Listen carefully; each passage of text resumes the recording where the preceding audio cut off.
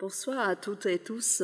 Bienvenue à cette deuxième conférence organisée par les Rencontres internationales de Genève dans sa 53e édition, dont j'ai l'honneur de faire partie du comité. Je voudrais tout d'abord remercier Michel Poré de la précieuse opportunité qui m'a été donnée de participer au débat de ce soir.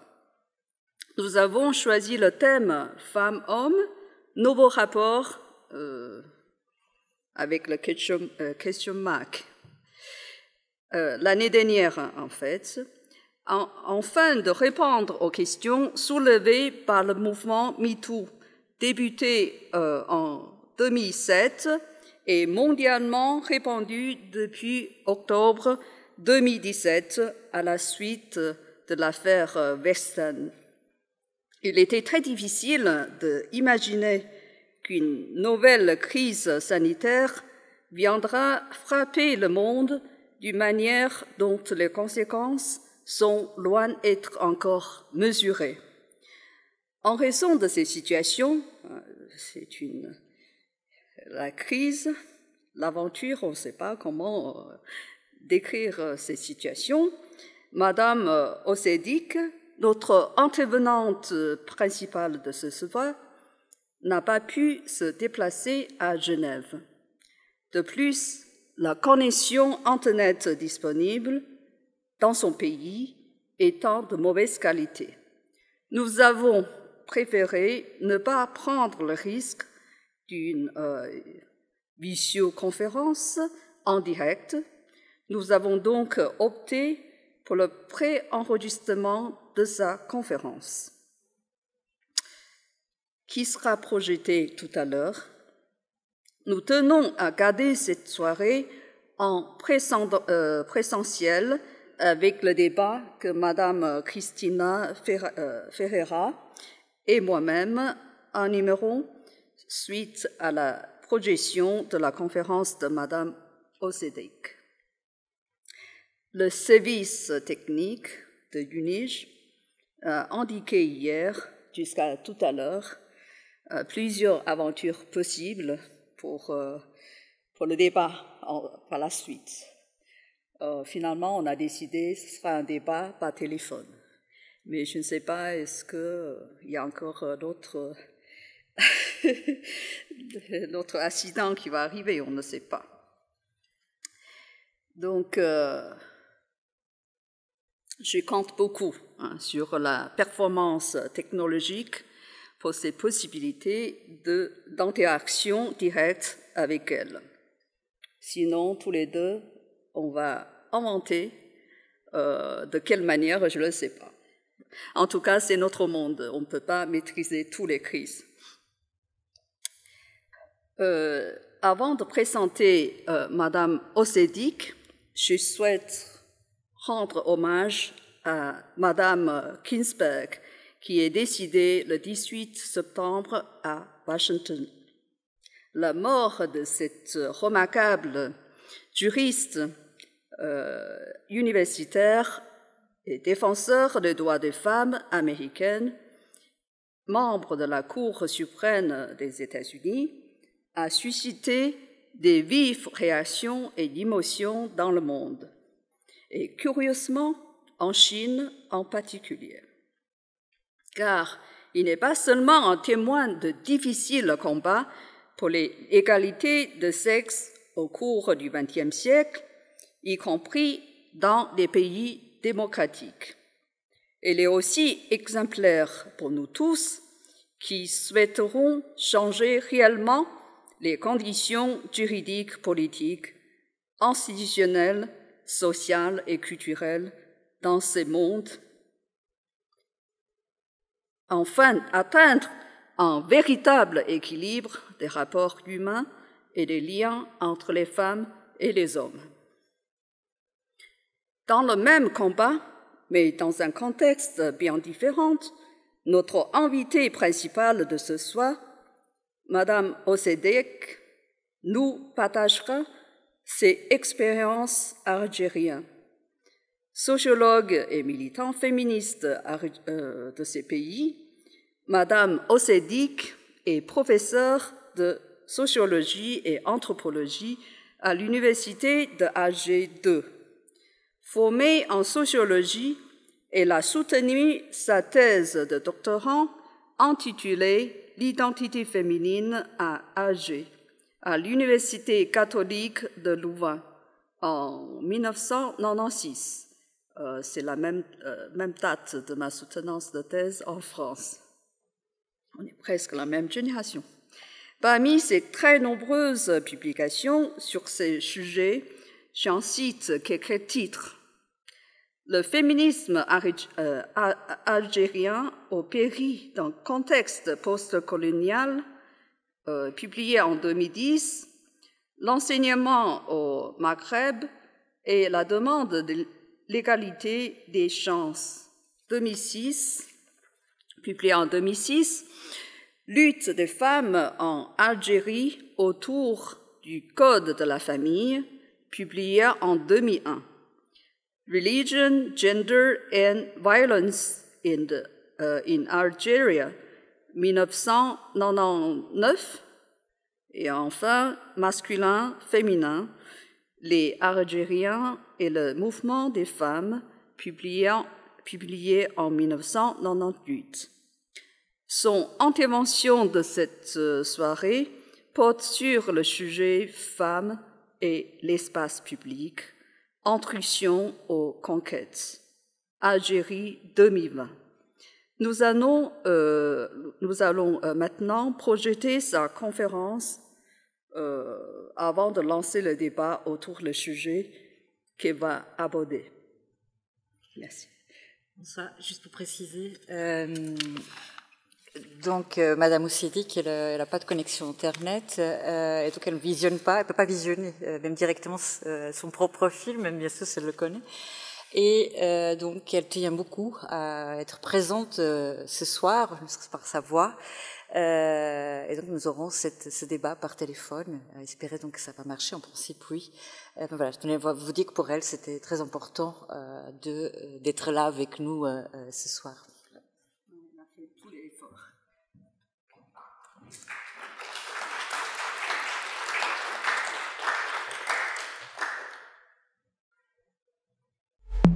Bonsoir. Je voudrais dire d'abord que je suis très frustrée d'avoir à m'adresser à vous de la sorte, c'est-à-dire que je ne vois pas vos visages, nous ne pouvons pas échanger réellement, et de plus je suis très mal à l'aise avec ces nouvelles technologies, donc je vais tenter de faire pour le mieux et d'essayer de rendre compte de mes préoccupations et essayer de fournir des éléments à un débat sur l'espace public et comme enjeu de société pour un mouvement de femmes dans un pays comme l'Algérie, mais je pense que nous pourrons même élargir cette réflexion à un espace plus large, c'est-à-dire au-delà de l'Algérie, les pays musulmans, mais peut-être aussi tout simplement les femmes et la société. Alors, pourquoi est-ce que j'ai choisi ce thème de l'espace public ? Il faut dire que depuis toujours, l'anthropologie coloniale, comme l'anthropologie après l'indépendance, et comme les mouvements des femmes aussi, nous avons toujours considéré qu'il y avait une division de l'espace entre espace public et espace privé. Et davantage, nous avons donné une identité sexuelle à ces espaces, et il était admis, il était dans énormément d'ouvrages, dans énormément d'interventions ou de réflexions à propos du vécu des femmes, en particulier en Algérie, que l'espace public appartenait aux hommes et que l'espace privé appartenait aux femmes. Alors, la notion d'espace public à laquelle je fais référence, c'est celle d'Habermas, c'est-à-dire que c'est celle où se déroule un débat public et où chacun a une possibilité d'intervenir sur la chose publique, la res publica. Alors, plus que pour le mouvement des femmes seulement, je pourrais dire que l'espace public, la possibilité de s'exprimer sur la conduite de la chose publique dans un espace, est un mouvement qui est partagé est une aspiration, dirais-je, qui est partagée par un grand nombre de mouvements sociaux. On le voit partout, les mouvements sociaux, dans les rues, sont des tentatives de prendre la parole sur la conduite des affaires de la cité dans l'espace public. C'est ce qui s'est passé en Algérie avec le Hirak qui veut dire mobilité, mouvement, et ce Hirak aussi est une tentative de prendre la parole sur la conduite des affaires de la République. Ce que je vous propose dans un premier temps, c'est de réfléchir sur l'aliénation des femmes dans ma société à partir des mots de l'aliénation. Parce qu'il est très important pour engager un débat commun, un débat entre nous sur cette question de l'espace public, que nous nous entendions sur les mots de l'aliénation et de ne pas nous enfermer seulement dans une forme de lecture, que nous puissions échanger depuis ce que nous sommes. Et ce que nous sommes, au fond, ce que je suis, moi, qui prétends prendre la parole ici, c'est une femme d'un espace, d'une société musulmane, et qui s'engage dans un combat féministe depuis une société aussi post-coloniale. Qu'est-ce que tout cela signifie ? Cela signifie d'abord que, comme femme, je suis une sociologue. Je suis une sociologue et je vais prendre la parole donc depuis une discipline combattue en réalité dans mon pays et dans nombre de pays. Je dirais combattue en termes de ayant peu droit à la parole, c'est-à-dire là où la notion d'autorité se développe, là où l'autorité, la décision est prise, c'est des lieux qui excluent la sociologie, ce qui est une façon de redoubler l'exclusion des populations. Parce que la sociologie, c'est l'étude du fonctionnement de la société, et de ce fait, elle restitue la parole d'une certaine façon à la population. Et donc, l'autorité a vocation, dans des situations autoritaires, à refouler la parole du sociologue, qui est une possibilité d'expression de la parole de la population. La seconde caractéristique de cette prise de parole est qu'elle se fait par une sociologue depuis un espace dit musulman. C'est-à-dire que c'est un espace dans lequel le patriarcat, qui n'est pas une valeur absolue, qui se réalise dans des conditions concrètes, dans des sociétés concrètes, trouve les formes de sa réalisation dans la lecture qui peut être faite du texte coranique et de la tradition prophétique. Alors, j'en reviendrai ici à la parole d'un chercheur en théologie que j'apprécie beaucoup, avec qui j'ai souvent l'occasion d'échanger, qui s'appelle Saïd Jebel Khair.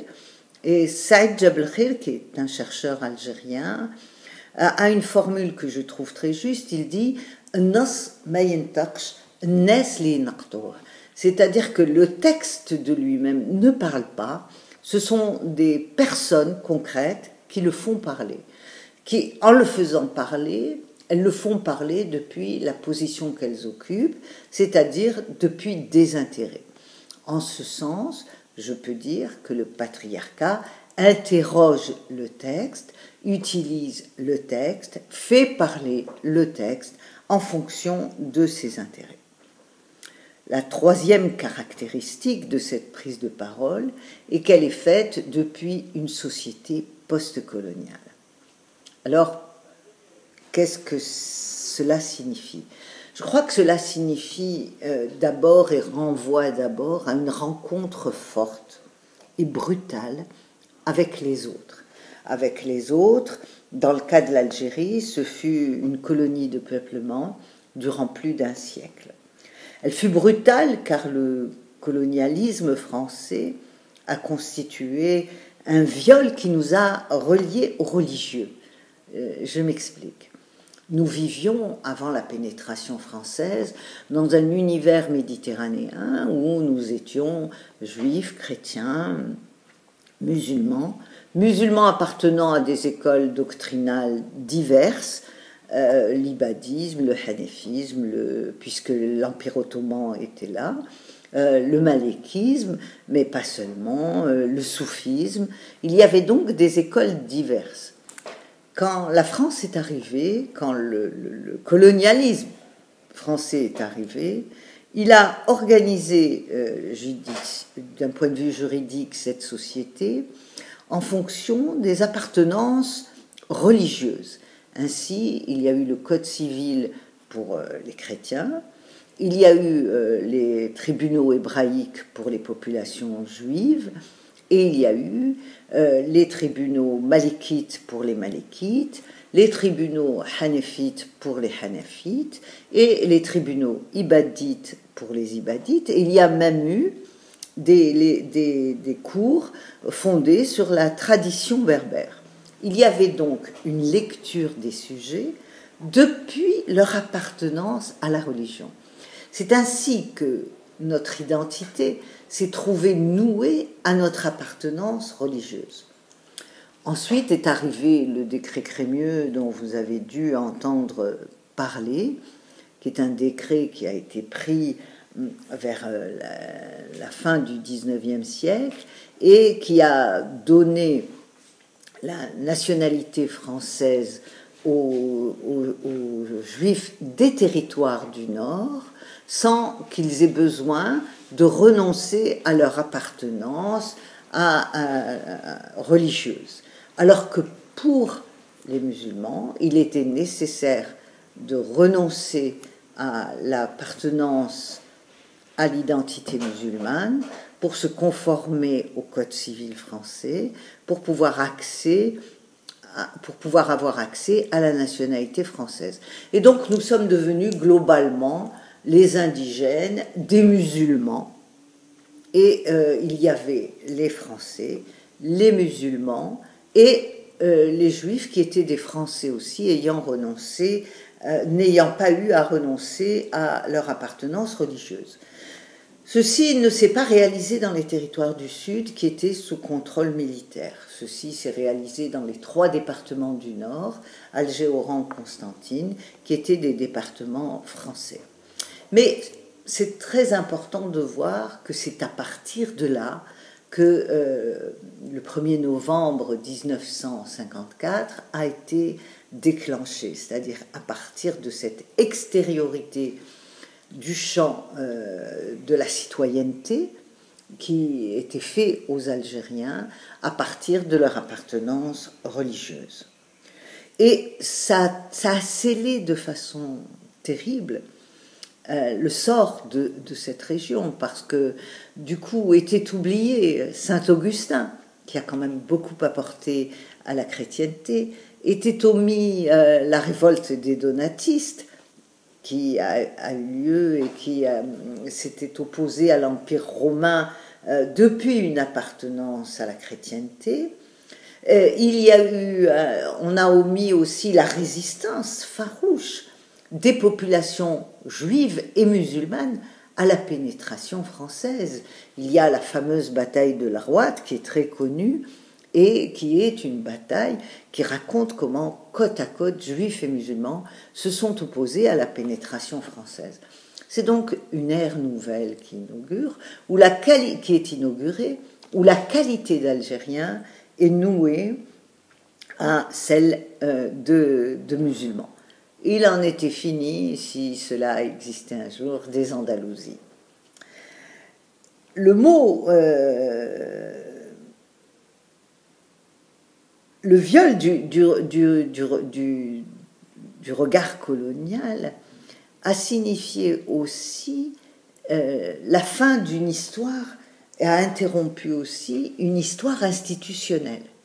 C'est-à-dire que nous avions, dans l'Antiquité, eu des institutions comme la Jma'a dans le milieu berbère, mais aussi les suffètes dans les villes. Suffètes qui était une assemblée phénicienne d'où est né d'ailleurs le Sénat romain, et qui avait comme caractéristique d'unir les hommes des familles les plus importantes et qui excluait les femmes, les esclaves et les jeunes.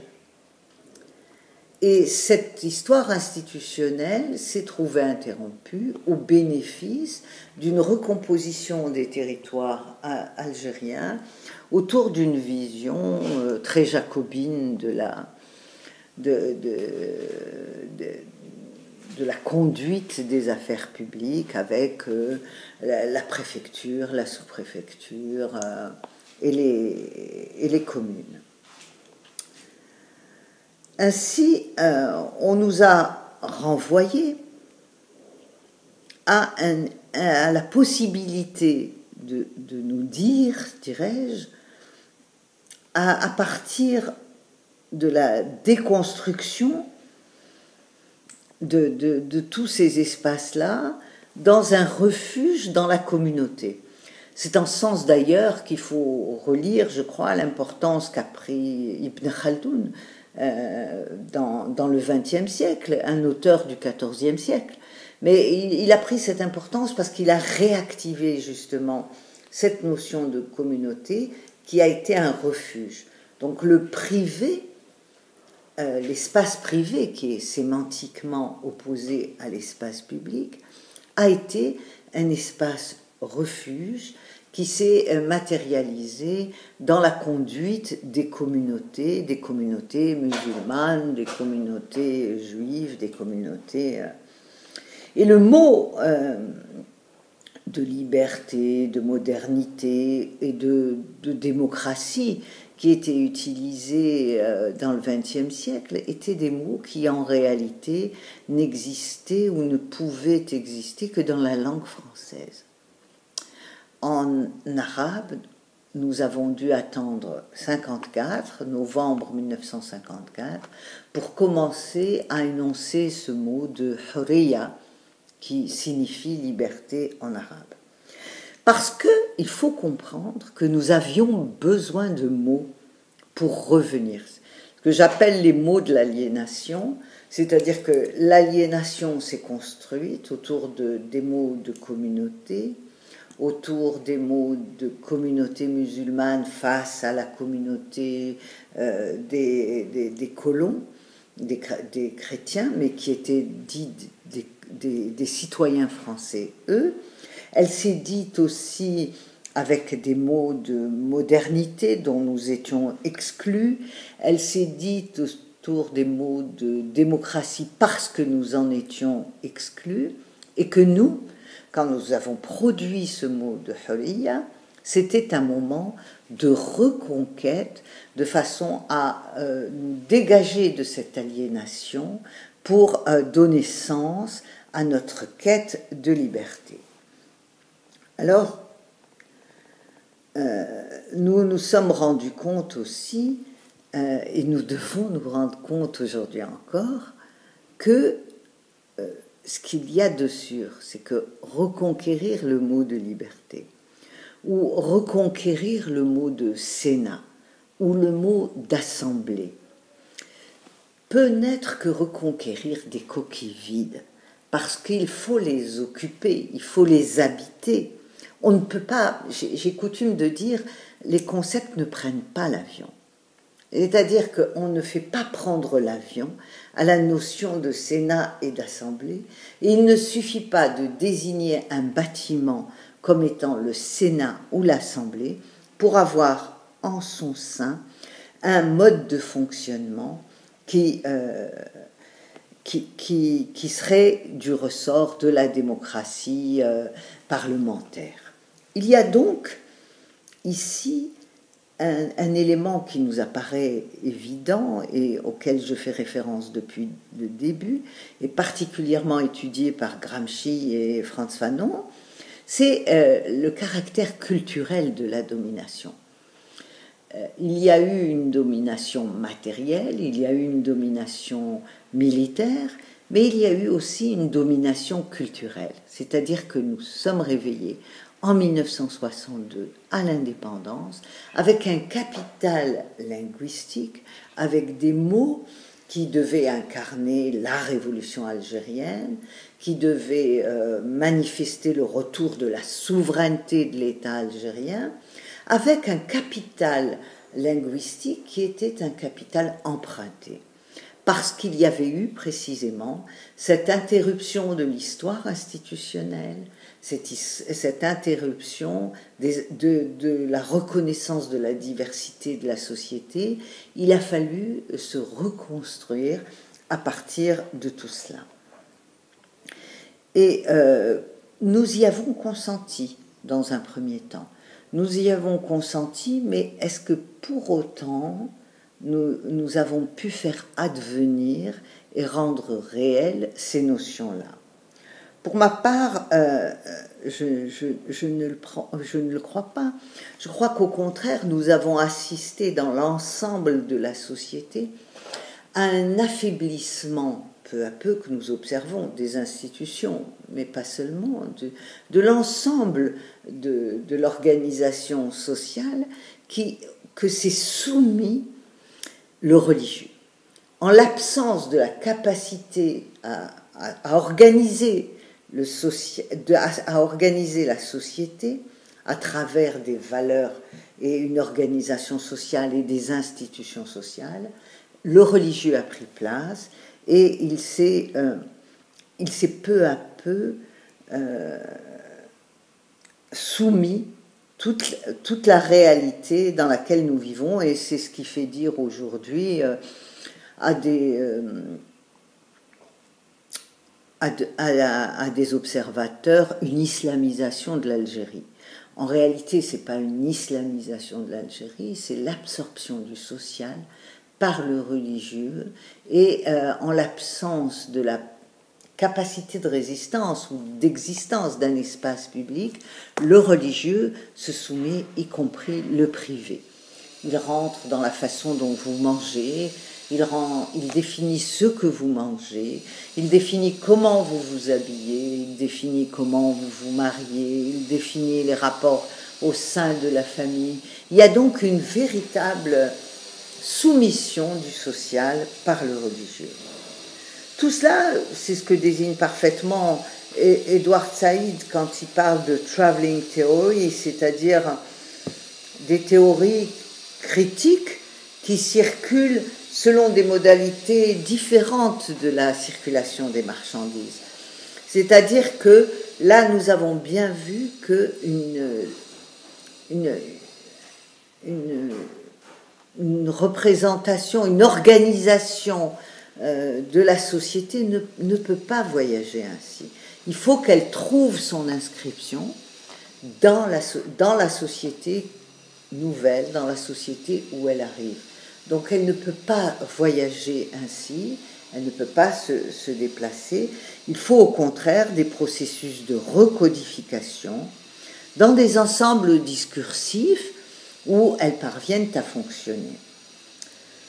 Ici, nous pouvons citer par exemple un des anthropologues actuels les plus importants, qui est Talal Assad, qui écrit, je vous le cite, pour Geertz comme pour Gellner, la schématisation de l'islam comme le drame d'une religiosité exprimant le pouvoir est obtenue par l'omission des discours indigènes et par la transformation de tout comportement islamique en gestes lisibles.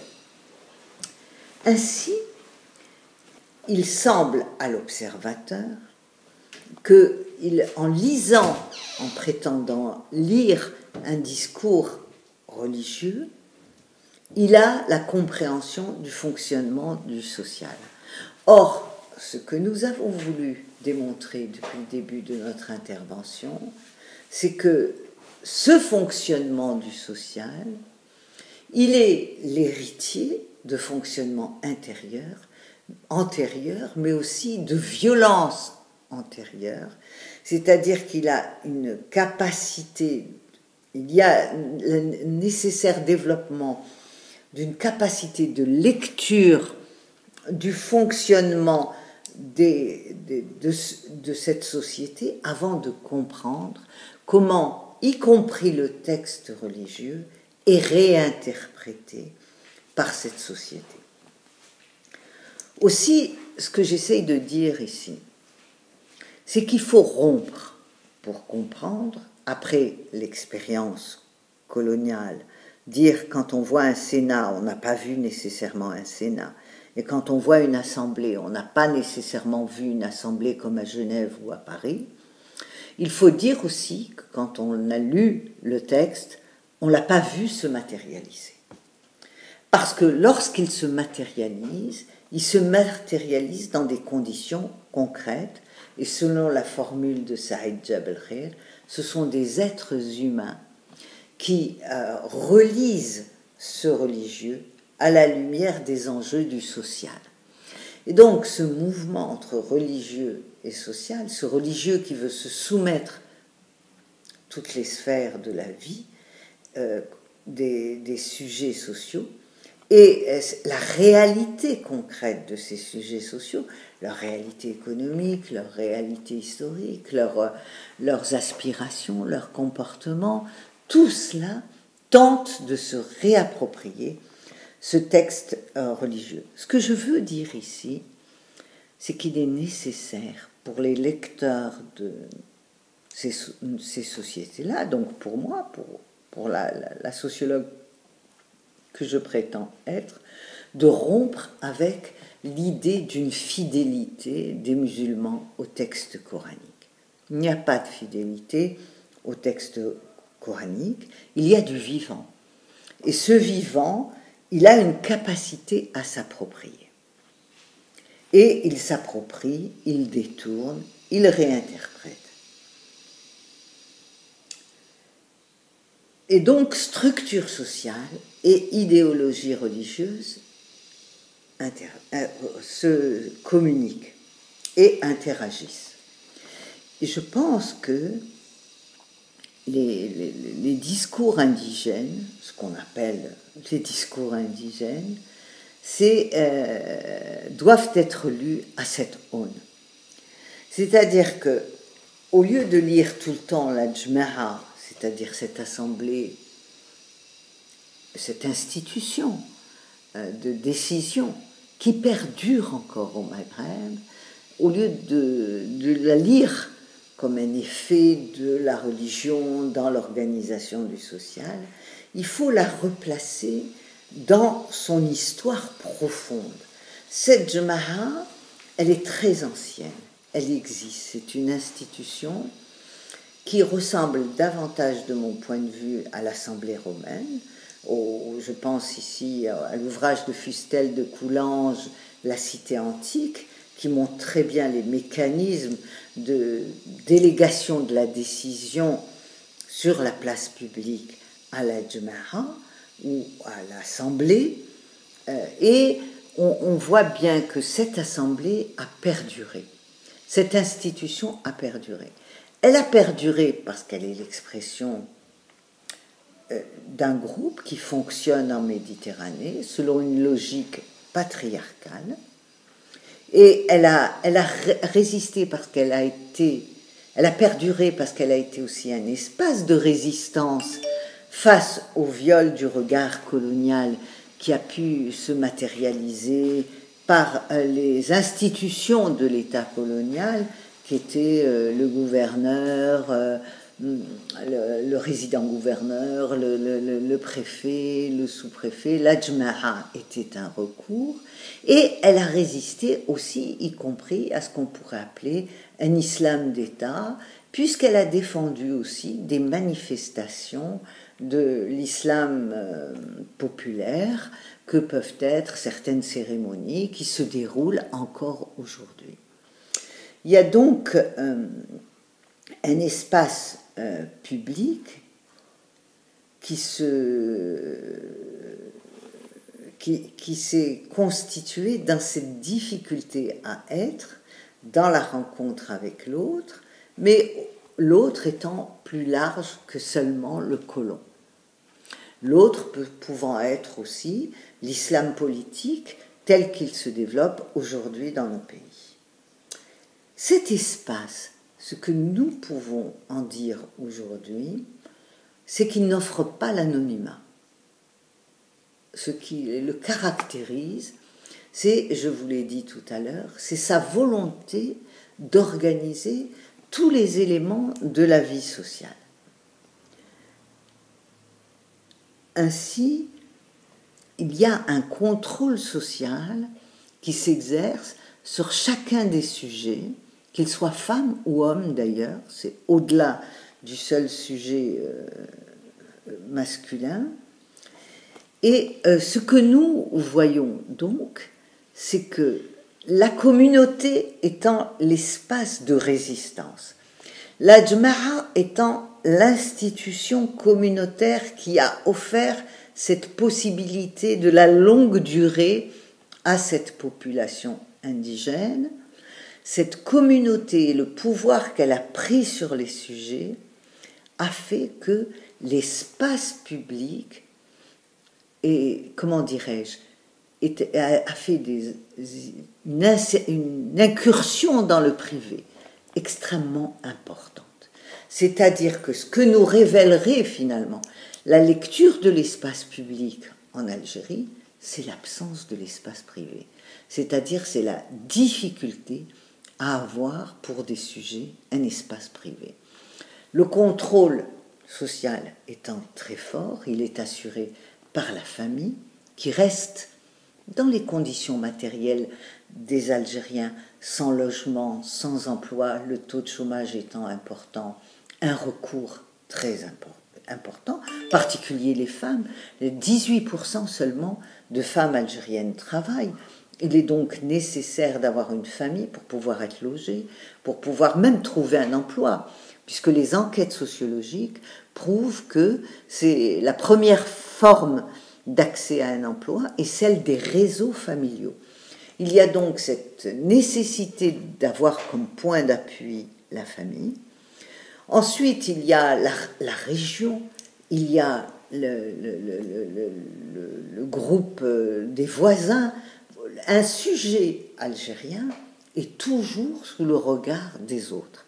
La façon dont il s'habille, je le disais tout à l'heure, la façon dont il se nourrit, la façon dont ses activités dans la rue, à telle enseigne d'ailleurs que les enquêtes sociologiques montrent que pour sortir du domicile familial, les hommes restent souvent autour des immeubles, s'accoudent contre les murs, les jeunes hommes qui sont aussi très largement chômeurs, d'où le phénomène de migration clandestine, et les femmes, pour sortir, quittent complètement leur quartier. Elles sont contraintes pour voir leurs amis, pour avoir des activités, d'aller dans un autre quartier, de les rencontrer dans un salon de thé où elles peuvent fumer sans que les autres les voient, où elles peuvent rencontrer des copains. Donc les jeunes femmes sont obligées d'avoir une mobilité plus lointaine que les jeunes hommes pour pouvoir avoir accès à quelques espaces du privé. Ce que je viens de dire là, c'est un élément de changement qui prouve qu'il y a des contradictions fortes qui travaillent cette distinction entre espace privé et espace public. Et cette réflexion montre la difficulté pour le sujet algérien d'exister pour soi. Il existe d'abord pour les autres. Cette idée de la conscience de soi va être approfondie, on le sait. D'abord, le pour soi, c'est Hegel qui avait écrit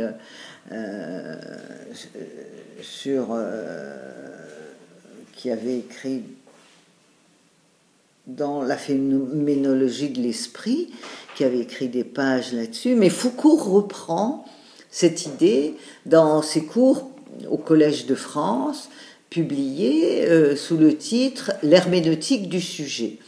Dans cet ouvrage, il montre combien le souci de soi est une nécessité première pour aller vers les autres. C'est-à-dire que tant qu'on n'a pas le souci de soi, on ne peut pas avoir le souci de l'autre.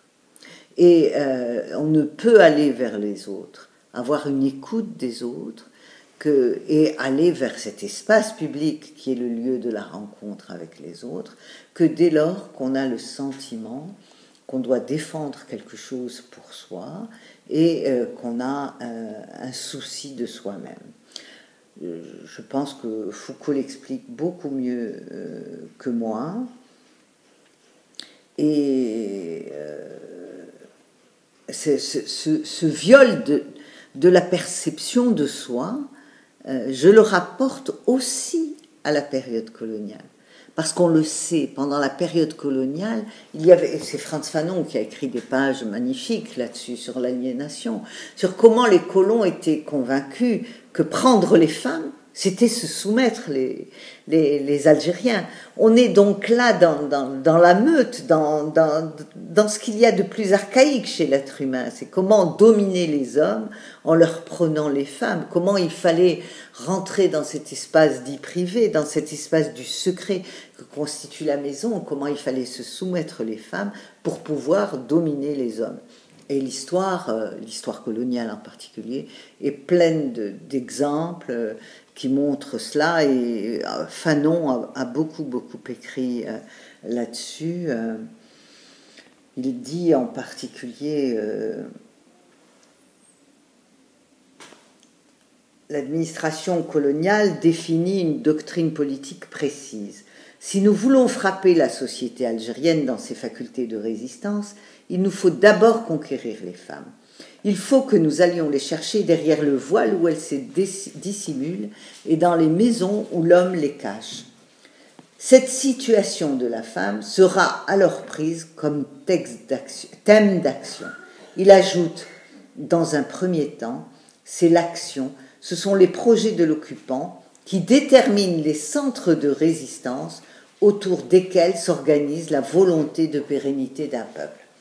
On voit bien donc comment cet espace du privé est éminemment politique, comment il est public, comment c'est là que se déroule le débat, les luttes sur la résistance à la présence coloniale, et comment les acteurs sont à la fois le mouvement national, les militaires français, l'école française, les femmes françaises, enfin toutes les propositions de devenir et d'identité qui sont faites aux femmes, toutes les propositions concernant les modes de vie, de se mouvoir, de se vêtir. Ainsi donc, je pense que le processus, il y a aujourd'hui, à partir de cette histoire, des enjeux très importants qui se déroulent dans la délimitation entre espace privé et espace public, et qui viennent aussi des mutations qu'a connues l'Algérie. Parce que de 1962 à aujourd'hui, la société algérienne est d'abord devenue une société urbaine, très largement urbaine. Nous étions à plus de 60% ruraux en 1962, nous sommes 70% d'urbains aujourd'hui. Ensuite, c'est une société extrêmement alphabétisée, et en particulier, les femmes ont eu un accès très grand à l'alphabétisation. La population algérienne est alphabétisée dans une très large proportion. De plus, les voyages se sont multipliés, y compris les voyages à la Mecque, mais la mobilité s'est inscrite dans la société. Puis, les réseaux sociaux, la télévision, c'est-à-dire qu'il y a des offres qui sont faites à cette population qui s'adressent à des individualités. Et donc, on est là entre ce carcan d'une société post-coloniale qui n'en a pas fini avec le cauchemar de l'autre, parce que la France est toujours présente dans tous les débats politiques, la main de l'étranger, il y a eu un reportage sur M6, on a maltraité l'Algérie, donc où on demande toujours aux Algériens d'éviter la main de l'étranger, et en même temps les Algériens ne regardent quasiment plus que les télévisions étrangères, donc il y a cette offre d'individuation, et en même temps cette contrainte du social. contrainte du social, parce qu'en même temps, si vous coupez d'avec cette logique-là, vous coupez avec votre famille, vous coupez avec la société, et vous n'avez plus de recours. Il ne vous reste plus qu'à brûler, la harga, il ne vous reste plus qu'à migrer, il ne vous reste plus qu'à partir. Alors, je voudrais à présent aborder une autre question. C'est la question de la résistance. Parce que les sujets ne sont pas seulement ce qu'on en fait. Ils sont aussi ce qu'ils font eux-mêmes. Et un sujet se défend toujours. Il essaye toujours de se réapproprier le réel. Il essaye toujours d'avoir un espace de respiration. Je vais essayer avec vous de voir où se situe cet espace de respiration. Je crois que d'abord, je voudrais en finir avec quelques évidences.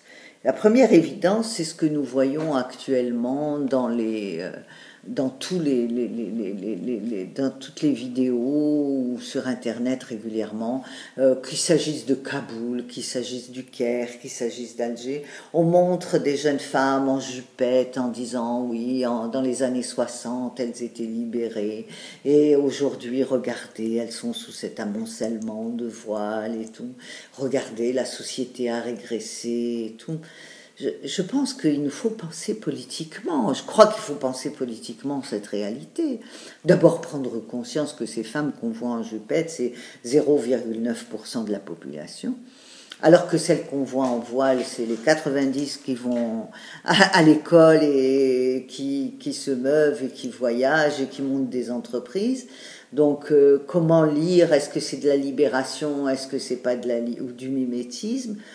Je crois qu'on nous a empêchés de penser cette réalité.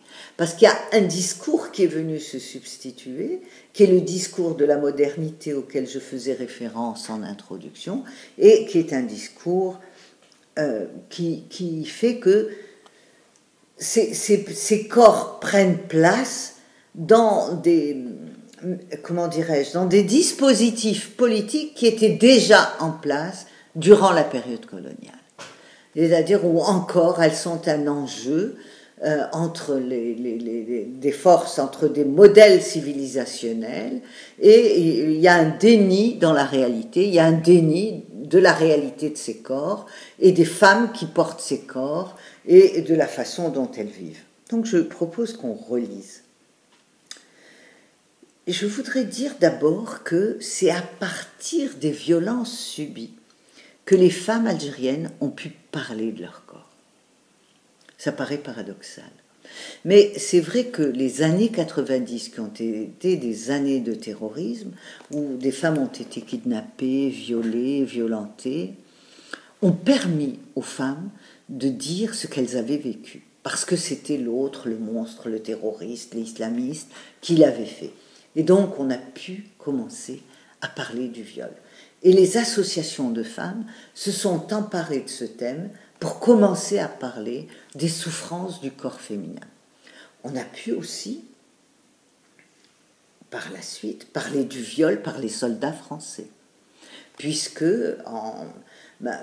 Madame Louisette Iril-Lahriz, une militante, a publié un livre avec Florence Boger, une journaliste du Monde, où elle raconte son viol par les soldats français.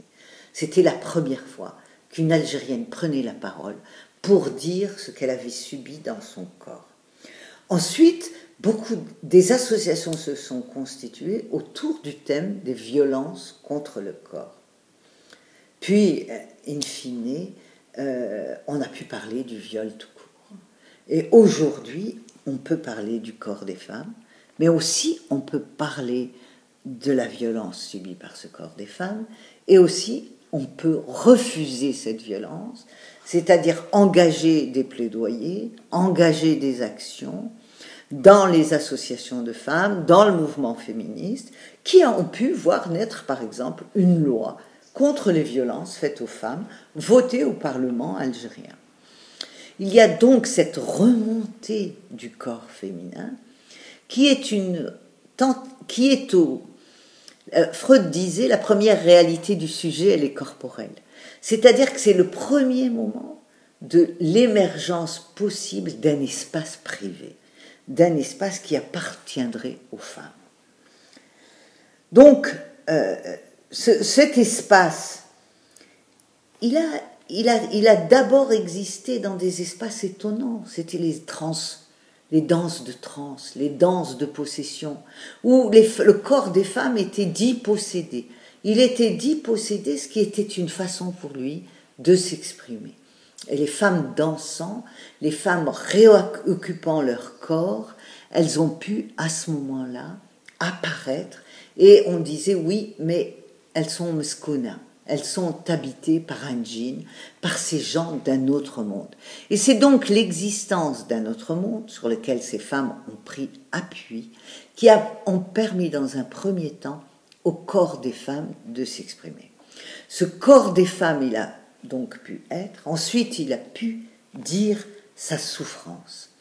Quand il a dit sa souffrance, il a essayé d'étudier les mécanismes de son enfermement, de ce que j'ai appelé dans un autre texte la cage de Faraday. La cage de Faraday, c'est, vous le savez en physique, cette cage où dès que vous tentez d'en sortir, vous êtes prise d'une décharge électrique. Et il y a en Algérie tout un dispositif comme ça, qui est l'espace de contrôle social, mais aussi l'espace juridique, la loi, les restrictions, le fameux code des statuts personnels, qui est un code de la famille terrible qui minorise les femmes, mais il y a aussi les conditions économiques, le chômage, qui ne fait pas possibilité aux femmes d'avoir accès à un emploi et qui ne fait pas possibilité aux femmes d'habiter seules. C'est très difficile. Il existe maintenant des jeunes femmes professionnelles et elles sont contraintes de trouver des appartements dans des quartiers huppés d'Alger pour pouvoir... Donc tout le combat des femmes ici en Algérie, c'est la possibilité de se constituer un espace privé, d'avoir enfin le souci de soi pour pouvoir aller vers un espace public. Merci. Maintenant, on va continuer le débat avec Madame Ossedik par téléphone. Je vais d'abord dire quelques mots pour présenter ma collègue Cristina Ferreira. Madame Cristina Ferreira est sociologue, professeure associée à Haute École de Santé Vaud à Lausanne. Avec une équipe de historiens, il mène une enquête sur la place de l'expertise psychiatrique dans la procédure pénale et civile, consacrée essentiellement aux mesures impliquant à la fois une aide apportée aux personnes et une coercition exercée sur elles. Ces programmes interrogent, entre autres, la question du genre autour de questions, par exemple, est-ce que les hommes et les femmes sont assistés et contraintes de la même manière? En quoi, par exemple, les lois et les procédures judiciaires laissent apparaître un traité différentiel. C'est pour ça qu'elle est là, pour dialoguer avec Madame Ossedik sur toutes ces problématiques de genre et l'esprit des lois. Merci. Avant d'entamer un dialogue avec Fatma Ossedik, et vu qu'on a donc cette contrainte des moyens de communication et puis le temps en partie, je me propose de commencer, en tout cas d'introduire un petit peu ce débat, à la fois par un commentaire sur cette conférence, mais un commentaire ciblé qui ouvre des thématiques qui me semblaient, vu mes intérêts, particulièrement intéressantes. On a vu Fatma Ossedik, elle aborde avec une clarté magistrale des problématiques essentielles pour ces rencontres internationales. Elle le fait on l'a vu, au prisme de l'histoire contemporaine de l'Algérie, une histoire traversée par des conflits, des héritages qui restent assez lourds. Et c'est notamment cette mise en perspective entre le passé et le présent qui structure toute sa conférence, et sans quoi on ne pourrait pas comprendre ce qui se passe aussi entre l'espace privé et l'espace public, qu'elle analyse en permanence dans une dialectique interdépendante et traversée aussi par des antagonismes. Ce que personnellement j'ai trouvé très intéressant dans ces choix analytiques, c'est de partir de la topographie. Elle aborde les problèmes en dessinant la topographie de ces problèmes, une topographie politique, culturelle et pour le moins chargée du point de vue symbolique. Une topographie dans laquelle il ne faut pas oublier ce qu'elle appelle les coquilles vides, donc ces espaces qui font miroiter un accès démocratique. C'est cette illusion, d'ailleurs, qui a précipité une foule dans un autre espace politiquement et symboliquement important, la rue. Ce que l'Assemblée poussiéreuse est au patriarcat, la rue vivifiante est à l'Irak, extraordinaire mouvement social algérien dont les images ont fait le tour du monde. Fatma Oussedik, elle cite aussi Michel Foucault en parlant des travaux et des cours au Collège de France sur le souci de soi. Mais il fait penser aussi, dans sa démarche, au très beau texte « Espace autre » de Michel Foucault, quand il invitait, il rêvait, comme il l'écrivait, d'une science consacrée notamment au contre-espace, puisqu'une société se donne à lire dans la façon comme elle aménage ces espaces, les fonctions qu'elle leur attribue et tous les systèmes de différenciation, de systèmes d'exclusion, etc. Qui peut franchir les seuils, par exemple, des territoires où on gouverne, comme elle évoque à l'instar de l'Assemblée interdite aux femmes et aux jeunes. Aussi, elle aborde la question des résistances et des ruses qui ont leur propre territorialité et qui se traduisent par ces espaces où on cherche à échapper à la vigilance, comme les salons de thé où les jeunes femmes algériennes peuvent espérer fumer librement, mais qui doivent quand même changer de quartier contrairement aux hommes. À ce propos, il y a un changement historique que j'aimerais brièvement rappeler qui est important. Au début des années 1960, le jeune sociologue Pierre Bourdieu, qui était alors posté en Algérie, mène une enquête ethnographique qui a fait date sur la société kabyle.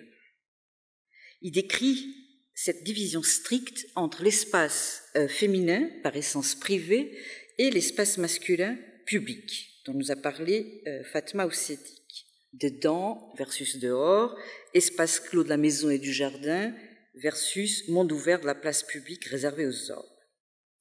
Mais, et ce qui est intéressant, dans l'analyse, dans la description très fine de Bourdieu, c'est que La Fontaine est aux femmes, l'Assemblée est aux hommes. Et cette fontaine, je vais citer Bourdieu, il dit, c'est là qu'elles, les femmes, échangent les nouvelles, tiennent leur bavardage, qui roule essentiellement sur toutes les affaires intimes dont les hommes ne sauraient parler entre eux sans déshonorer. Et c'est une question extrêmement importante, peut-être on va revenir avec elle, c'est ce code moral qui interdisait aux hommes respectables d'aborder l'intimité. Ce qui nous permet aussi de relier avec la soirée d'hier. Des décennies plus tard, dans une société entre-temps gagnée par l'urbanisation, à la fontaine de la société kabyle décrite par Bourdieu, semblent s'être substituées les associations de femmes. Mais elles ne se limitent pas à bavarder sur l'intimité, ce qui serait impensable pour la sagesse kabyle. Voici qu'elles font irruption dans l'espace public, engagées qu'elles sont à politiser les atteintes infligées au corps. C'est-à-dire qu'elles politisent l'intime et elles violent à leur tour la sacralité du secret.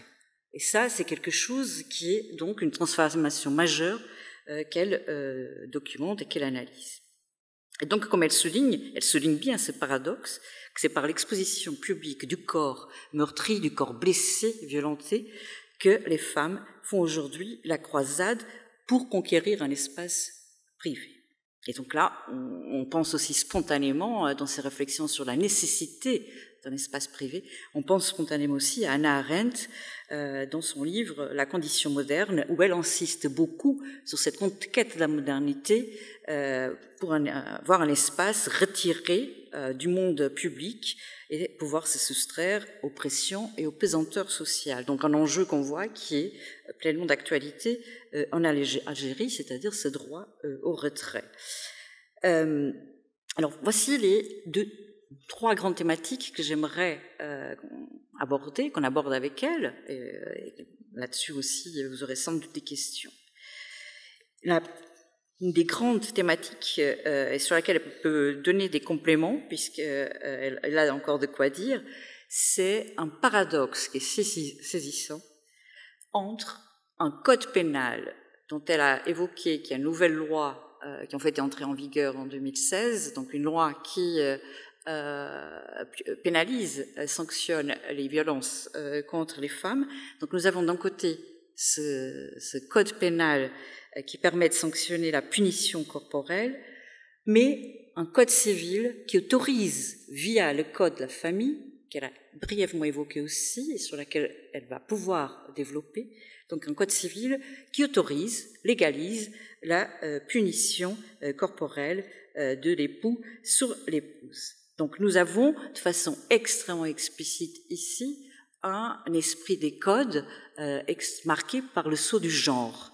Mais nous allons discuter aussi avec elle que l'application de ces codes, c'est là où on voit apparaître aussi ce traitement radicalement et parfois brutalement différencié entre les hommes et les femmes. Donc ça, ce sera la première des premières grandes thématiques, c'est donc ce dialogue entre le code pénal et le code civil où se joue énormément d'enjeux identitaires et des enjeux de combat, puisque Fatma Ossé dit qu'elle est aussi une femme engagée contre certaines dispositions du code pénal et du code civil, et on n'espère pas pouvoir l'entendre. Une deuxième grande thématique et qui est liée à ce qu'on a discuté, ce qui a été discuté hier, à travers l'interdiction de la parole sur l'intime chez les hommes. On l'a abordé à travers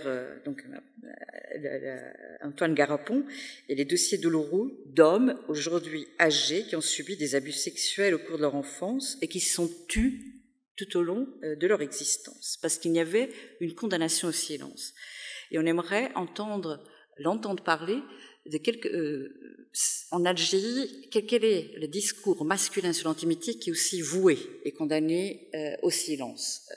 Pour comprendre une chose très importante, c'est qu'elle parle d'une masculinité dominante, patriarcale, qui en fait, cette masculinité dite hégémonique, elle produit à son tour toute une série de masculinités marginales, marginalisées et dominées. On l'a vu un petit peu dans sa conférence, quand elle évoque les hommes qui sont contraints de migrer, et puis une phrase qui était peut-être plus énigmatique pour ceux qui ne connaissent pas cette problématique, quand elle dit « il ne vous reste plus qu'à brûler ». En fait, il faut aussi évoquer la question du suicide des hommes, une question d'ailleurs abordée de front par Kamel Daoud, journaliste et romancier célèbre, qui aborde cette question dans ses chroniques parues dans le quotidien d'Oran. Et donc ces chroniques qui ont été publiées en 2017 dans une anthologie intitulée « Mes indépendances » chez Actes Sud. Et lui, il s'attaque passablement de questions, et notamment cette question des hommes qui retournent la violence contre eux-mêmes et qui se suicident par immolation. Et derrière ce qu'il soupçonne être le plus souvent un crime commis par la collectivité sur l'individu, il y a la question sociale, sur laquelle nous allons revenir avec la question du chômage, et une grande thématique chère à Fatma Ossé dans passablement de ses publications, c'est la problématique de l'humiliation éprouvée par les hommes et qui est étroitement liée à la violence. Voilà, ça c'est j'ai plein d'autres détails et questions à aborder, mais c'était pour vous annoncer ce que nous allons débattre avec elle. Petit détail aussi, c'est pour une question d'économie de temps au téléphone. Il y a une question liée à cette problématique du code civil, des structures économiques et de l'humiliation des hommes et de la violence exercée par les femmes. Il y a un événement que je vais rappeler ici, qui sera mentionné tout à l'heure. Pourquoi il y a une loi qui est entrée en vigueur en 2016 qui pénalise les violences contre les femmes? Des années avant, vendredi 13 juillet 2001, il y a eu une tragédie terrible à Hassi Messaoud. Un imam fait un prêche où il accuse les femmes qui travaillent dans les usines de pétrole à Hassi Messaoud d'être la source du mal, de la sécheresse et des maladies honteuses. Des centaines de personnes ont pris l'assaut du quartier El Aïcha, où ces ouvrières habitaient. Ils se sont acharnés, ils ont frappé, violé, traîné nus dans les rues, ils ont tué certaines. Quelques années après cette tragédie d'Hassi Messaoud, il y a eu un procès qui a eu lieu avec 6 inculpés au lieu d'une centaine et 3 victimes à la place de toutes les autres menacées de représailles si elles témoignaient. Et cet événement-là, il a été analysé par notre conférencière, justement sous l'angle des effets désastreux produits par un code civil qui légitime donc cette violence dans un contexte économique qui prive passablement d'hommes de pouvoir être principaux pourvoyeurs de ressources économiques dans une famille telle que le vaut ce code civil, code de la famille. Voilà, ça c'est ce qu'on... Donc si j'ai évoqué ici les événements, c'est ces événements-là, c'est qu'on va probablement les mentionner, mais comme ça, pas besoin qu'elle détaille l'essentiel de cet événement. Donc, ce que nous allons faire maintenant, nous allons donc l'appeler et lui poser, je vais poser 2 ou 3 questions et on verra. Vous nous indiquerez si c'est audible, tout simplement.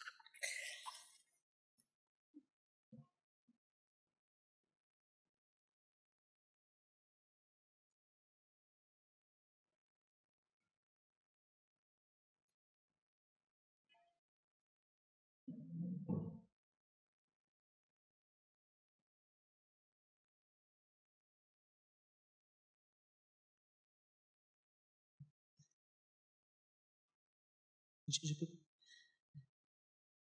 Elle est déjà au téléphone? Ah, pardon, désolée, je n'avais pas compris.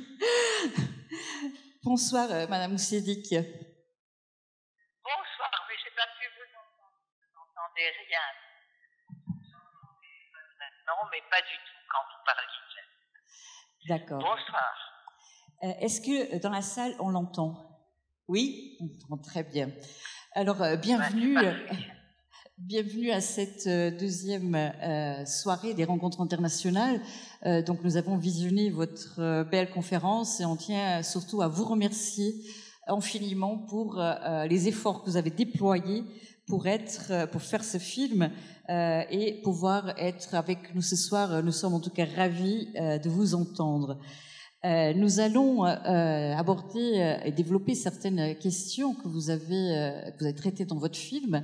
Et comme nous avons des restrictions en termes de temps par rapport à la communication, oui, on va essayer d'être synthétique. Dans votre film, dans la conférence filmée, vous abordez l'introduction d'une loi qui pénalise, votée au Parlement algérien, qui pénalise les violences contre les femmes. Or, il y a un élément de cette loi qui reste problématique et qui est un enjeu de lutte sur lequel on aimerait vous entendre parler. C'est une loi qui prévoit une clause du pardon. C'est-à-dire que selon cette clause... Absolument. Absolument. Si la victime pardonne à son agresseur, toute action judiciaire cesse. Est-ce que vous pouvez le dire un peu plus sur cette clause et en quoi elle reste un enjeu? Alors, en 2015, la loi a été votée. C'était une loi qui correspondait aux engagements internationaux pris par le gouvernement algérien. Et cette loi, appelée loi contre les violences faites aux femmes, s'est heurtée, a posé un grave problème aux associations de femmes. C'est que un de ces articles prévoyait que si la femme pardonnait avant que toute action ne soit engagée, tout était réduit à néant, c'est-à-dire que la plainte disparaissait et l'État ne poursuivait pas, alors que c'est son devoir de protéger les plus fragiles. Or, on ne peut pas comprendre pourquoi les femmes pardonnent autant si on ne connaît pas le taux de chômage des femmes en Algérie, leur difficulté à accéder à un emploi, la paupérisation un peu de la population qui ne peut plus récupérer les filles et leurs enfants. Donc, le plus souvent, les femmes pardonnent. Et nous nous sommes battus violemment, menant des campagnes de plaidoyer, ayant beaucoup écrit des articles prenant la parole dans les médias contre cet article qui permettait aux femmes de pardonner avant et qui faisait que l'État ne poursuivait pas. Et nous avons perdu. Ce faisant, la loi est vide de contenu, parce que quand on connaît les conditions matérielles réelles, je vais vous donner quelques chiffres. Le taux de chômage des femmes est pour les jeunes de 16 à 24 ans, il est de 45,1%, et pour l'ensemble des femmes, il est, de 20,4% selon les chiffres officiels, mais en réalité, beaucoup de femmes sont dans l'informel, donc ont peu de revenus. Ensuite, il est très difficile, comme je le disais dans la conférence, d'avoir accès à un logement autonome, d'abord parce que la culture patriarcale, mais pas seulement, je veux dire, la culture patriarcale des institutions aussi, fait que quand il y a un logement à attribuer, on l'attribue à un homme. On considère que la loi définit comme un Rabb al-Aïla, c'est-à-dire le maître de la maison, le chef de famille. Et donc les logements sont très peu attribués aux femmes, les logements d'État. Dans le privé, on loue difficilement aux femmes parce qu'on les soupçonne d'être légères et tout. Alors depuis quelque temps, il y a des jeunes professionnels, en particulier des jeunes féministes, qui louent des appartements, mais elles sont contraintes de les louer dans les quartiers les plus huppés, où les loyers sont les plus élevés, où là, on peut admettre l'idée qu'une femme qui est médecin, avocate, et tout, puisse avoir un logement. Je ne sais pas si j'ai répondu à votre question, mais j'essaye de montrer à la fois le poids de la culture patriarcale et le poids des conditions matérielles dans lesquelles les femmes sont placées. Pour revenir toujours que si les femmes avaient un logement et un emploi, on serait déjà plus avancé. Pour revenir à l'application de cette loi, donc par-delà la question du pardon, la médecine légale, notamment, est un bon moyen, un bon observatoire en Algérie pour voir les limites de l'application. Et je pense ici à la professeure de médecine Fadila Chitour, qui est du réseau Vassila de protection des femmes et de la section algérienne de l'Amnesty International. Elle a accordé un entretien à la presse où ce qui lui est donné à examiner et à évaluer, notamment à partir des corps des femmes, c'est que 80% des cas, ce sont des violences familiales et conjugales. Les homicides en font partie, tout comme des violences extrêmes qu'elle assimile à des actes de torture, cas d'électrocution, strangulation, brûlure, etc.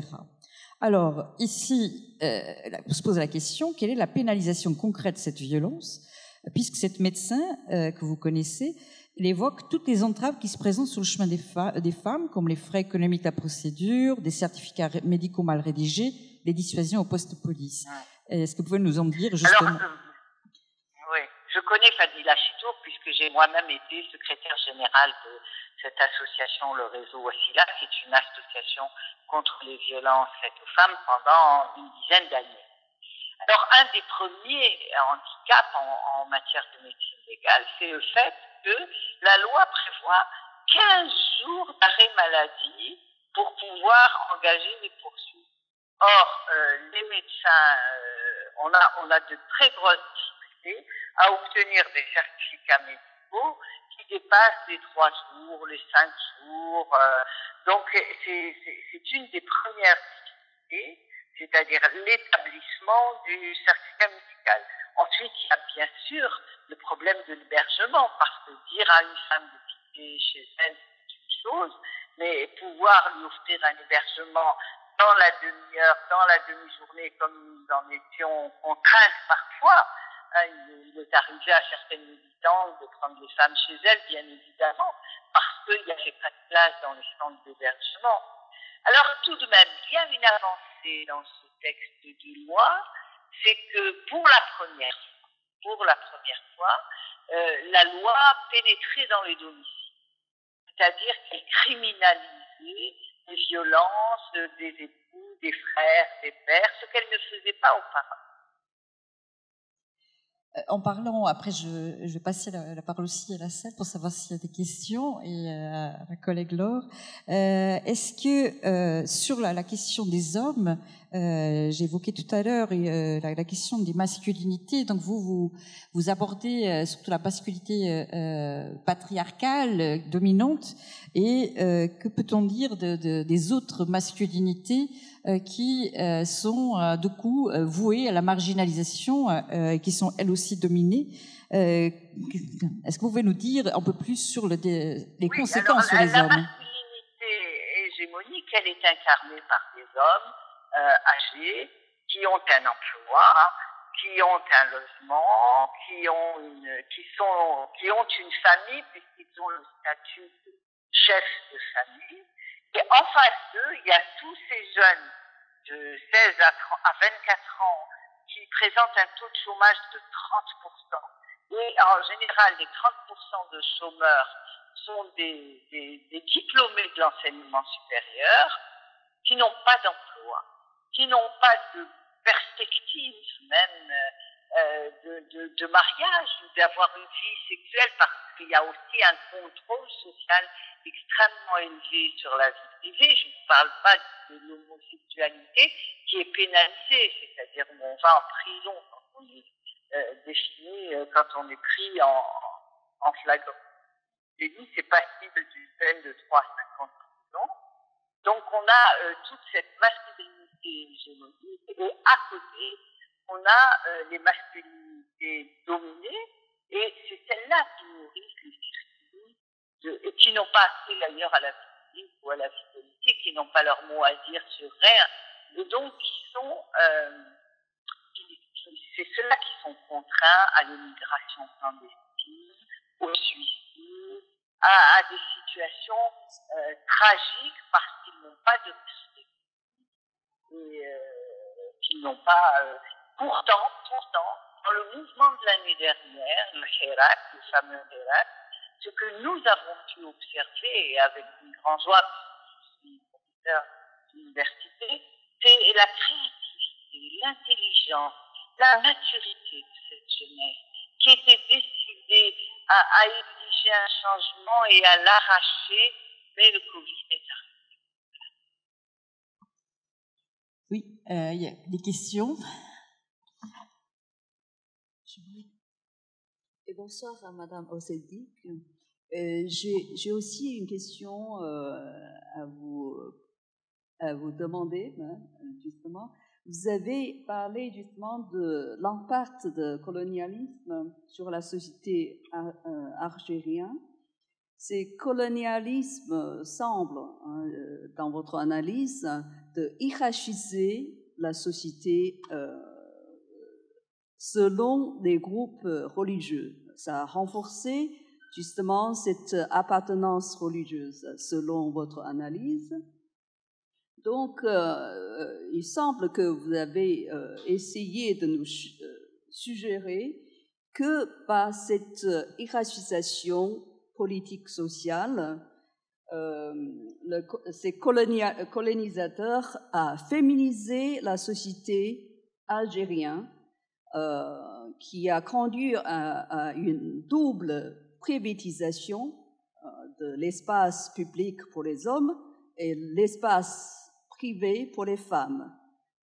Moi, j'ai une question, j'ai envie de savoir un peu plus sur la condition féminine de ces sociétés avant, pendant et après ce colonialisme. Parce qu'avant, est-ce que c'est vraiment idéal, la condition des femmes dans la... Voilà, justement. Nulle part la condition des femmes est idéale, vous en conviendrez avec moi. Et alors, avant, c'était la période ottomane. La période ottomane, elle se caractérisait par une présence dans certains départements d'Algérie, mais dans d'autres, pas du tout. Et il s'agissait d'une société rurale, avec les caractéristiques d'une société rurale, c'est-à-dire où les femmes appartenaient à des groupes familiaux et travaillaient au sein de ces groupes familiaux, où la propriété était indivise, et donc où il y avait un fonctionnement patriarcal. J'essaye de le dire d'ailleurs dans mon exposé quand je parle des Djumaha. La Djumaha, comme le Sénat romain, comme les suffètes phéniciennes, était une société, une assemblée qui donnait le droit à débattre de la chose publique aux hommes âgés, représentant des familles, les familles de la ville qui avaient un bien, et excluaient les esclaves, les jeunes et les femmes. Et donc c'est cette même logique qu'on retrouve au fond dans toute la Méditerranée et dans toutes les sociétés rurales en Méditerranée qu'on trouvait en Algérie. La polygamie existait très peu. La polygamie est un phénomène du Moyen-Orient. La polygamie n'était pas très présente au Maghreb. Elle l'est devenue ces dernières années avec ce salafisme, avec ces nouvelles lectures de l'islam, parce qu'il y avait un islam populaire organisé autour des confréries et des communautés rurales. En ville, dans les Beïta, qui sont le Beïta d'Alger, le Beïta d'Oran, le Beïta de Médéa ou de Constantine, vous aviez des familles urbaines et il y avait des femmes qui avaient des propriétés, elles avaient des biens, parce qu'en islam, la femme, il y a une séparation des biens qui est très stricte. C'est-à-dire que les biens de la femme lui appartiennent et elle en dispose. Elle les obtient par héritage le plus souvent. Et on a par exemple le plus grand cimetière d'Alger, El Haya, qui a été fondé sur des propriétés de terre, sur des terres qui étaient propriétés d'une femme, et qui est immense.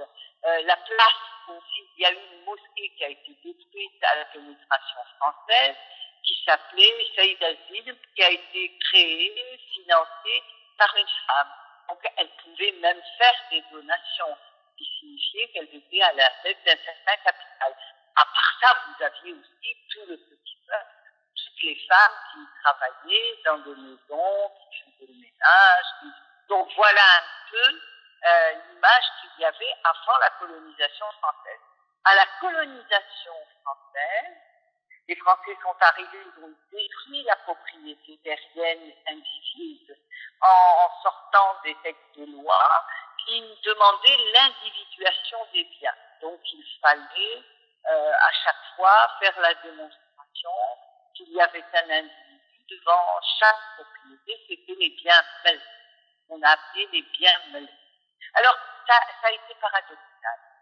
À la fois, les biens, bien sûr, ont été d'abord inscrits au nom des hommes, mais aussi pour que les familles puissent conserver le maximum de biens, que là, dans les familles où il y avait beaucoup de terres, cela a fait surgir des arbres généalogiques où les femmes sont apparues. Parce qu'on pouvait dire à ce moment-là, voilà, il y a telle femme dans la famille, donc nous avons droit à tant de parts en comptant les hommes et les femmes. Donc les femmes sont apparues sur les sur les arbres généalogiques, parce que la tradition musulmane n'est pas fondée sur l'arbre généalogique, elle est fondée sur ce qu'on appelle Silsila, c'est-à-dire que l'état civil se décline par la patrie linéarité, c'est-à-dire Ben Mohammed, Ben Ahmed, Ben Mustafa, Ben Abdelrahman, Ben Idriss. Vous voyez, les femmes n'apparaissaient pas dans ces silsilas, elles sont apparues au XIXe siècle dans les arbres généalogiques. En 62, la population, elle était quoi? Elle était à 99% d'alphabet, madame. C'est-à-dire que nous n'avions pas accès à la scolarité.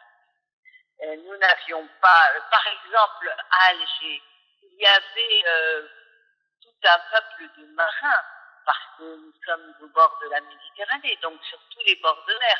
Or, la pénétration française en arrivant a interdit aux Algériens de posséder des bateaux. Et donc, ce sont les Maltais, les Espagnols, les Français qui sont devenus propriétaires de bateaux, et les Algériens ont été des marins ou des portefaix qui travaillaient chez eux. Donc, l'emploi féminin, il était, je sais pas, il était d'abord de femmes de ménage. Les Fatmas célèbres dans la littérature coloniale. Les Algériennes étaient des Fatmas, qui est le prénom de la fille du prophète. Je m'appelle Fatma, moi-même. Et donc, en 62, très peu de femmes, je ne saurais pas dire, il y avait peut-être une dizaine de femmes qui avaient fait des écoles normales d'institutrices vers la fin, parce qu'en 1958, la colonisation française avait, en particulier Charles de Gaulle, avait fait le plan de Constantine, où la France s'est mise à chercher fébrilement des médiateurs entre elle et la population algérienne, et a permis à certains Algériens d'émerger et d'avoir des emplois de fonctionnaires. Et parmi ces fonctionnaires, il y avait très peu de femmes. Alors, une des grandes promesses de la République, ça a été la scolarisation. Et aujourd'hui, 70% des bacheliers sont des bachelières. Toute la population algérienne est connue pour être à 90% alphabétisée. Ça a été la très grande promesse de la guerre de libération, et une promesse tenue. Et les filles s'en sont emparées avec une énergie extraordinaire. Elles sont plus de 60% dans les amphithéâtres des universités, toutes spécialités confondues. Par contre, ce qui n'a pas suivi, c'est l'emploi, et c'est ce que j'ai essayé de dire. Mais l'emploi, à cause du modèle économique algérien, qui est un emploi fondé sur qui est un emploi et une économie fondée sur la rente pétrolière. Je ne sais pas si j'ai répondu à votre question. La question, elle a plein de réponses extrêmement longues, donc vous avez réussi à synthétiser. Comme le temps presse, j'aimerais savoir si dans la salle il y a une question, quelqu'un qui aimerait poser une question, et ce serait probablement la dernière de ce soir.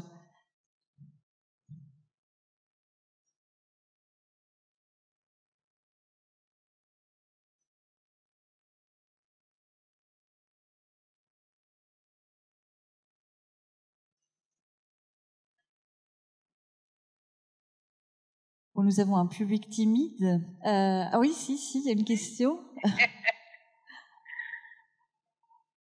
Pourtant, il y a un mouvement de femmes très vivant. Oui. Bonsoir, Madame Moussédic. Merci beaucoup pour votre... Bonsoir, Madame Moussédic. Si vous m'entendez, j'espère. Merci beaucoup pour votre présentation. Moi, j'ai une rapide question. Je n'entends pas. Ah. On va le reproduire la question. Ben, je vais avoir le téléphone vers moi. Avec le mot. Bonsoir, Madame Moussédic. J'ai une petite question pour vous. D'abord, merci beaucoup pour votre présentation. Et j'aimerais savoir comment les hommes réagissent face au militantisme féminin en Algérie. Je vais vous amener vers moi. cas, quand il se sent en danger, il devient violent. Et moi, c'est ainsi que je lis le harcèlement sexuel au travail, le harcèlement à l'université, le harcèlement de rue, les violences contre les femmes, c'est-à-dire cette volonté, parce que à des hommes qui n'ont pas d'emploi, qui n'ont pas de perspective, on leur a laissé que ça, cette possibilité de dominer les femmes. Et quand ils voient ces filles scolarisées fortement, qui refusent, qui veulent un autre pacte, une autre société fondée sur l'égalité, à ce moment-là, il y a des violences par exemple, durant le RERAC de l'année dernière, nous avions décidé, les féministes, de créer un carré féministe. Nous avons décidé de faire ce carré parce que, comme femmes, nous sommes toujours battues aux côtés des hommes durant la guerre de libération, durant les différentes invasions qu'avait connues l'Algérie, nous nous étions toujours battues. Mais à chaque fois, nous étions relégués au travail domestique, à l'impossibilité d'avoir une parole politique. Donc, nous avons voulu rendre visible notre présence dans ce mouvement et nous avons créé un carré féministe. Quand nous avons créé ce carré féministe, avec les slogans de la population féminine, des slogans exigeant l'égalité homme-femme, nous avons d'abord eu des réactions extrêmement violentes, des menaces, de violence contre nous, et nous n'avons pas baissé les bras. Nous sommes restés dans ce carré. Nous avons fini par retrouver l'adresse du monsieur qui appelait tout le monde à nous envoyer, à nous agresser. Et il vivait à Londres, il a été convoqué par la police anglaise, donc il est venu se présenter des excuses sur Facebook en disant qu'il était très féministe. Mais surtout, quand nous sommes revenus la semaine suivante, il y avait plein de jeunes qui nous attendaient, qui nous ont aidés à mettre nos banderoles. Il y avait une partie qui nous évitait, qui disait que ce n'était pas le moment, et parfois des démocrates, madame, qui disaient oui, c'est pas le moment, d'abord on règle les problèmes politiques et ensuite on viendra à l'égalité homme-femme. Nous avons défendu l'idée que c'était indissociable, qu'il n'y aurait pas de société démocratique tant que la question des rapports entre les hommes et les femmes n'était pas posée clairement et ne trouvait pas des réponses. Et donc, nous avons eu à la fois ce soutien, nous sommes restés jusqu'au bout, et il y a eu des épisodes très importants, comme à un moment donné, la Grande Poste nous était interdite par les forces de sécurité. Nous avons, avec les manifestants, pris d'assaut cet endroit-là, et j'étais avec quelques amis au premier rang. Quand nous sommes arrivés en haut de la Grande Poste, ce sont des jeunes hommes qui ont pris nos banderoles, nous étions trop petits, et ils les ont accrochés à la Grande Poste. C'est-à-dire que ce que je vous raconte, c'est la réalité. À la fois, c'est violent, à la fois, c'est parfois effrayant, à la fois, c'est parfois dur, mais aussi, il y a des soutiens, il y a des solidarités, et c'est en cela que nous avançons et que nous ne renonçons pas et que nous sommes. Chère Madame Oussiedik, grand merci pour toutes ces réponses et pour avoir participé.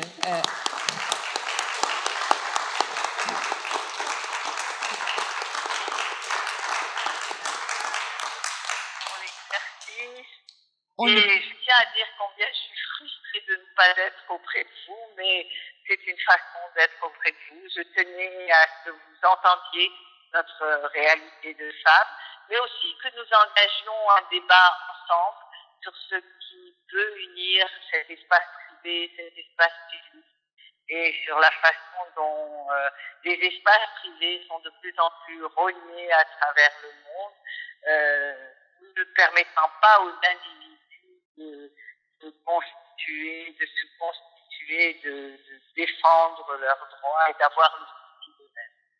Voilà. Merci Christina. Un grand merci. Et puis nous devons quitter donc l'espace téléphonique. Pour donc merci et à très bientôt quand il y aura un espace public normalisé, on va dire. Merci.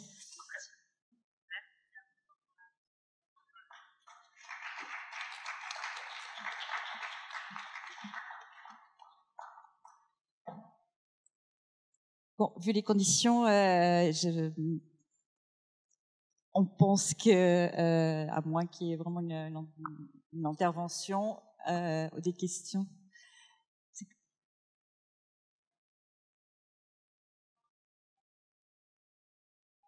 Oui, elle était à Alger, oui. Oui.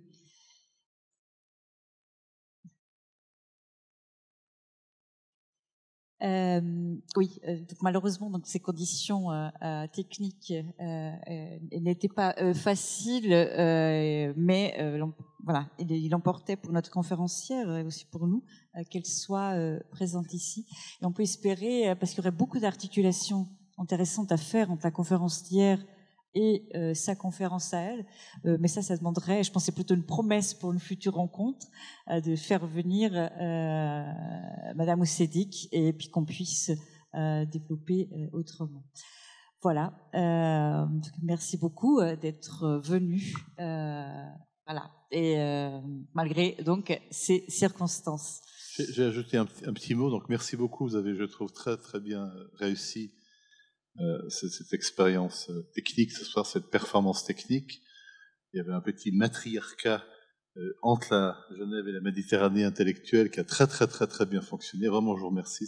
Les questions étaient claires, donc le dialogue était fait, était bien établi. Et il y avait aussi la même particularité qu'il y a eu hier soir. On tenait, je l'ai rappelé hier, on tenait absolument à ne pas baisser la garde cette année en raison de la nouvelle démocratie sanitaire qui nous est imposée tous les jours un peu plus fortement. Et donc, comme hier soir, cette séance se vivait sur deux espaces, c'est-à-dire l'espace où vous êtes venus dans l'auditoire du Four, et puis en même temps, donc la session était transmise en direct sur YouTube et une autre chaîne. Donc, une partie en plus, hein, il y avait donc notre conférencière qui était à Alger, une partie du public qui était ici, et une troisième partie des participants de la soirée étaient tranquillement chez eux avec une bière devant l'écran pour regarder la transmission. Donc ça, je crois que, voilà, j'espère que l'année prochaine, on travaillera dans des conditions beaucoup plus intéressantes. Et puis, ça m'invite à vous donner rendez-vous demain soir pour la dernière conférence, donc celle de Belinda Cannone, qui va alors proposer une autre problématique qui est tout aussi intéressante, c'est l'idée du destin partagé. Hein, c'est-à-dire que la réflexion entre femmes et hommes, c'est aussi la problématique d'un destin partagé. Donc merci beaucoup et puis désolé un tout petit peu pour ces conditions, mais je l'ai rappelé hier soir, hein, nous sommes tous des super-héros masqués et nous avançons vaillamment sur les nouvelles formes qui nous sont imposées de prudence sanitaire. Et bonne soirée et merci beaucoup.